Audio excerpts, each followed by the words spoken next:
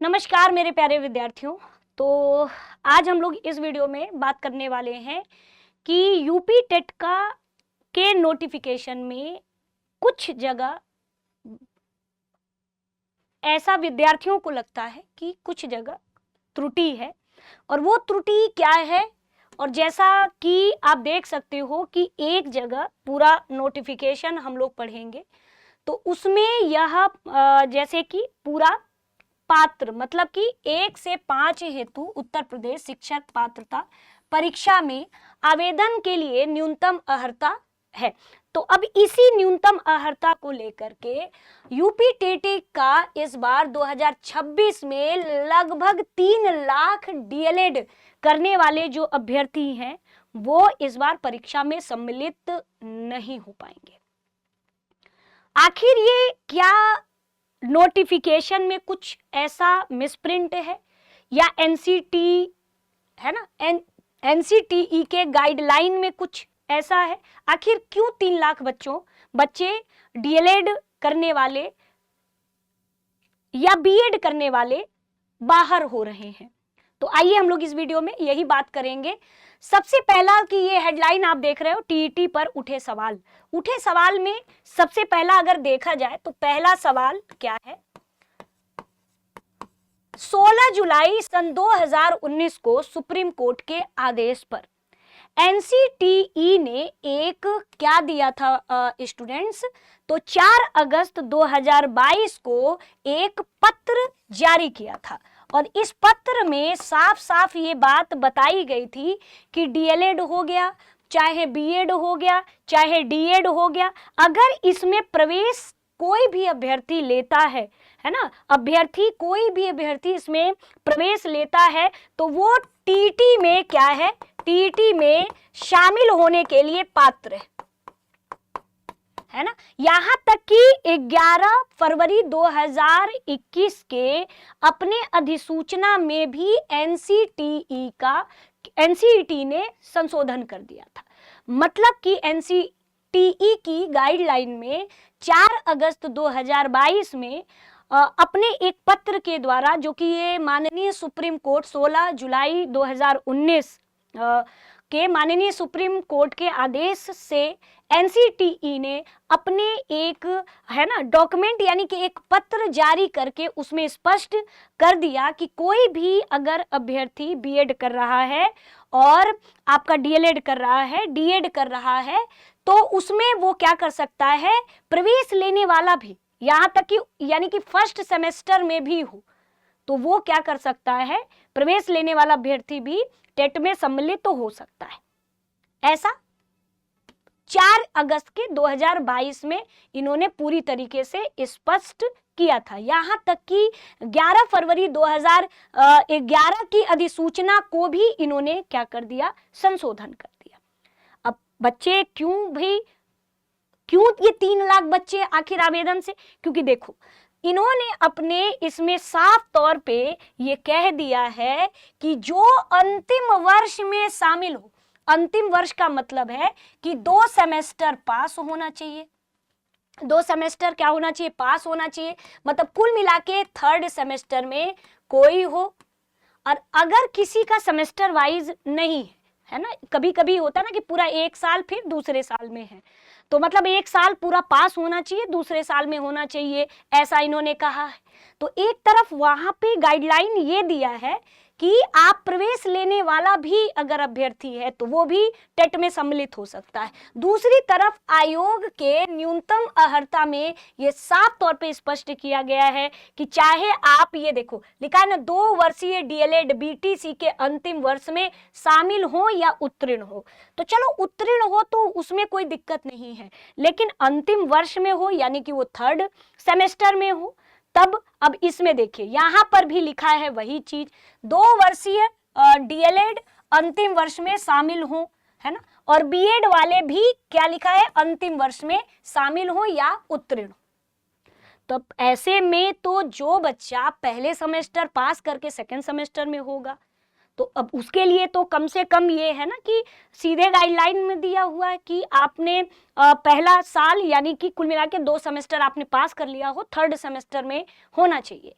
तो ऐसे में तो स्वाभाविक सी बात है कि लगभग 3 लाख डीएलएड जो अभ्यर्थी हैं वो तो ऐसे ही जो करंट में हैं वो बाहर हो जाएंगे। तो पहला तो ये है। तो अब इसमें ये देखना है कि क्या एनसीटीई के गाइडलाइन में क्या दिक्कत है और या नोटिफिकेशन में क्या है, या तो गाइडलाइन पढ़ी नहीं गई है या फिर क्या है। मतलब दोनों जगह अगर देखा जाए तो कॉन्फ्लिक्ट है, दोनों जगह प्रतिरोध है यानी कॉन्फ्लिक्ट है। एक तरफ ये कह रहा है एनसीटीई के गाइडलाइन के हिसाब से बच्चे, है ना, अगर किसी ने प्रवेश ले लिया है तो मान के चलो कि वो भी। अब देखते हैं इस पर आयोग अपना कैसा लेटर जारी करता है स्पष्ट रूप से। अभी तो फॉर्म जिस दिन से भरना शुरू होगा अभी हम लोग देखेंगे, है ना, 27 मार्च से फॉर्म भरना शुरू हो रहा है ना, तब हम लोग इसमें देखा जाएगा। तो ऐसे में स्टूडेंट्स इस लिहाजे से आप जानते हो कि प्रथम से लेकर के चतुर्थ सेमेस्टर तक के यूपी टेट आवेदन के लिए पात्र हैं। अगर हम देखें तो फर्स्ट एनसीटीई के गाइडलाइन के हिसाब से पहले सेमेस्टर से लेके चतुर्थ सेमेस्टर चाहे आप किसमें भी हो आप पात्र हैं, इनकी गाइडलाइन के हिसाब से पात्र हैं। लेकिन इन्होंने कहा कि आप ऐसे पात्र नहीं हैं, आप पहले नहीं सेकंड द्वितीय वर्ष में होना चाहिए, यानी कि इन्होंने सीधे कह दिया कि फर्स्ट सेमेस्टर सेकंड सेमेस्टर वाले पात्र नहीं। तो अब स्वाभाविक सी बात है कि आपके डीएलएड हो चाहे बीएड हो, ये सभी जो है ट्रेनिंग करने वाले या फिर ये दोनों बीएड या डीएलएड अभ्यर्थी बाहर हो जाएंगे सीधे, है ना।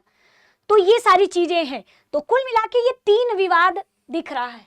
उत्तर प्रदेश शिक्षा सेवा चयन आयोग के विज्ञापन में चूक, आयोग ने सिर्फ द्वितीय वर्ष के प्रशिक्षुओं को किया मान्य, जो कि मैंने अभी अभी बताया। एनसीटीई के नियम में प्रथम सेमेस्टर का प्रशिक्षु भी क्या है, आवेदन कर सकता है ना। अब दूसरा क्या है, प्राथमिक स्तर पे, जो कि आपने एक वीडियो में मेरे देखा होगा, प्राथमिक स्तर पर बीएड का नाम आने से असमंजस। अब प्राथमिक स्तर पे बीएड आने से असमंजस कैसे हो गया? देखिए, सबसे पहला तो इन्होंने सीधे अहर्ता में प्राथमिक स्तर पे कहीं भी बीएड का जिक्र नहीं है। आप देखिए, है ना, कहीं भी बीएड का जिक्र नहीं। आप देखो, विधि द्वारा स्थापित एवं यूजीसी से मान्यता प्राप्त विश्वविद्यालय या महाविद्यालयों से स्नातक परीक्षा उत्तीर्ण तथा राष्ट्रीय अध्यापक शिक्षा परिषद एनसीटीई से मान्यता के उपरांत उत्तर प्रदेश शासन से संबद्धता प्राप्त संस्थान से 2 वर्षीय डीएलएड बीटीसी के अंतिम वर्ष में शामिल होने वाले अथवा उत्तीर्ण ये शामिल हो सकते हैं।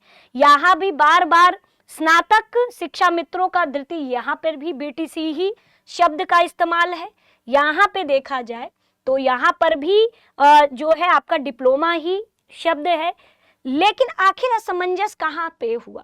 यहाँ पे आप देखो, यहाँ पे ना एक जगह दे दिया है इन्होंने, जो कि सीटेट के परीक्षा के दौरान भी बच्चों के अंदर बड़ा मतभेद था कि प्राथमिक वाले बीएड में कैसे, जब सुप्रीम कोर्ट ने पूरी तरह से प्राथमिक स्तर से बीएड को हटाया है तो कहाँ से आ गया। तो भाई ये देखो, चर्चा का ये इसलिए विषय है क्योंकि यहाँ पे दे दिया है 6 महीने का ब्रिज कोर्स। भाई हो सकता है एनसीटी ने मान्यता प्राप्त संस्थानों से शिक्षा स्नातक की उपाधि बीएड प्राप्त करने वाले। अब कंफ्यूजन यहाँ है कि भैया प्राथमिक के साथ बीएड क्यों जुड़ गया?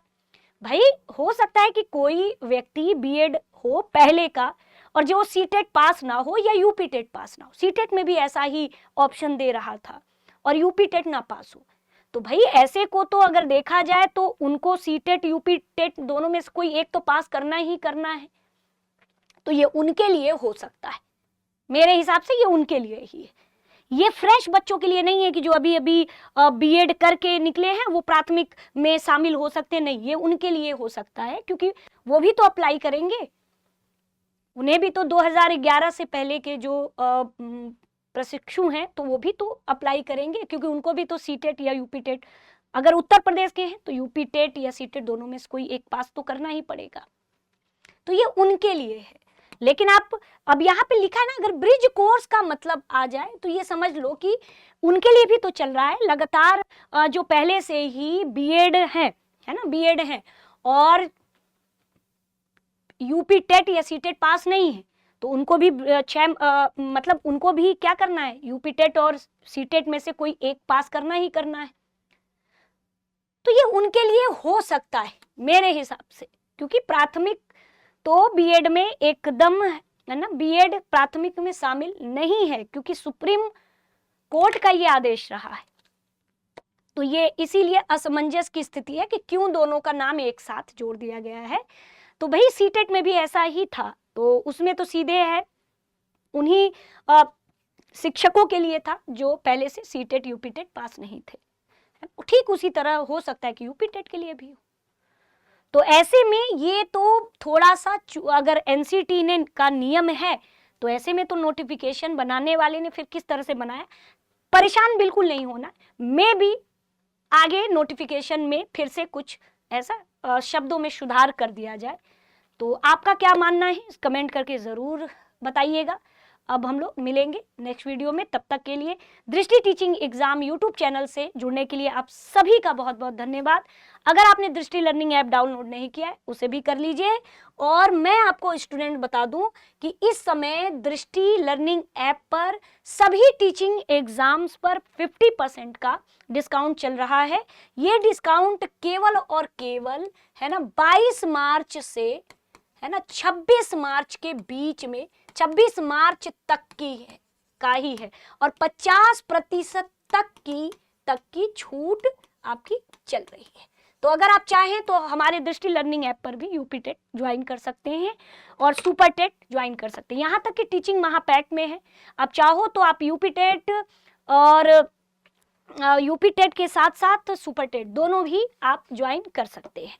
और अधिक जानकारी के लिए ये नंबर ज़रूर लिख लीजिएगा 8750187501। आप इस पर अधिक जानकारी के लिए कांटेक्ट कर सकते हैं। तो मिलते हैं स्टूडेंट्स नेक्स्ट वीडियो में, तब तक के लिए दृष्टि टीचिंग एग्जाम यूट्यूब चैनल से जुड़ने के लिए आप सभी का धन्यवाद।